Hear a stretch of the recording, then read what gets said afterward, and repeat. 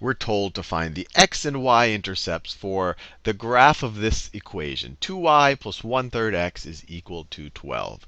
And just as a bit of a refresher, the x-intercept is the point on the graph that intersects the x-axis. So we're not above or below the x-axis. So our y value must be equal to 0. And by the exact same argument, the y-intercept occurs when we're not to the right or the left of the y-axis. So that's when x is equal to 0. So let's set each of these values to 0 and then solve for what the other one has to be at that point. So for the x-intercept, when y is equal to 0, let's solve this. So we get 2 times 0 plus 1/3 x is equal to 12. I just set y is equal to 0 right there. Right? I put 0 for y.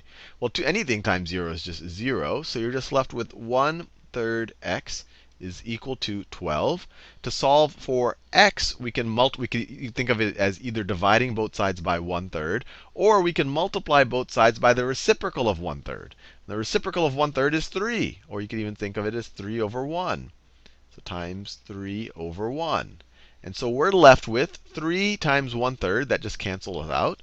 So you're left with x is equal to 12 times 3, or x is equal to 36. So when y is equal to 0, x is 36, or the point 36, 0 is on the graph of this equation. And this is also the x-intercept. Now let's do the same thing for the y-intercept. So let's set x equal 0. So you get 2y plus 1/3 times 0 is equal to 12. Once again, anything times 0 is 0.